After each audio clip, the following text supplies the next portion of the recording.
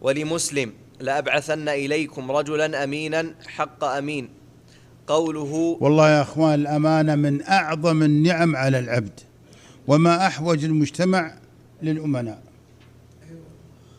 وما أحوج أن يكون طلبة العلم والدعاة أمناء أيضا، والرقاة، لأنهم يحملون أسرار الناس. هذا الصحيح. يجي يستفتي، يروح يشيعه: فلان جايني يسألني عن كذا، بينه وبين امرته مشكلة. طيب وش تدخل تعلم الناس؟ هذا الصحيح. تجي قضية في المحكمة، إذا في الليل تكلم بها في المجلس: اليوم جاء فلان وعليه كذا وفي كذا. وين الأمانة؟ وين كذا؟ يجيه مريض يرقيه، يقوم يتكلم وراه.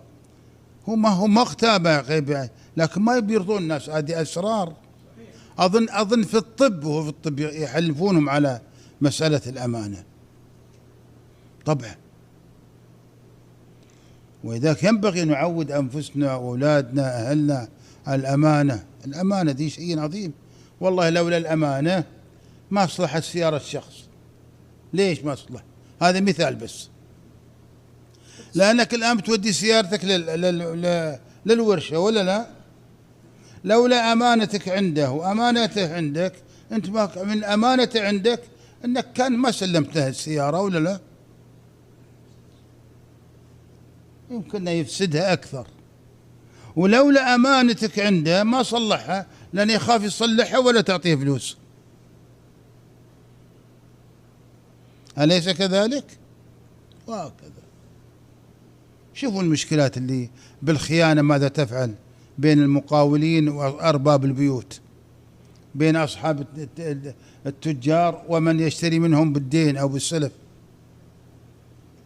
واحد جايب لي شنطة هاي كبرها كلها فواتير ما تسدد. واحد الله يغفر له يقول يوم اتصلت به في نهاية يقول تعبت، يقول آخر مرة كان ما تستحي على وجهك. شو ما استحي؟ قاعد أطالب بحقي يا حين. أنت ما استحيت في خاطري منك يوم جيت قلت فلان ترى أنا ود ببني وأنا محتاج كذا وكذا. قال لك الساعة مبارك الله يوث.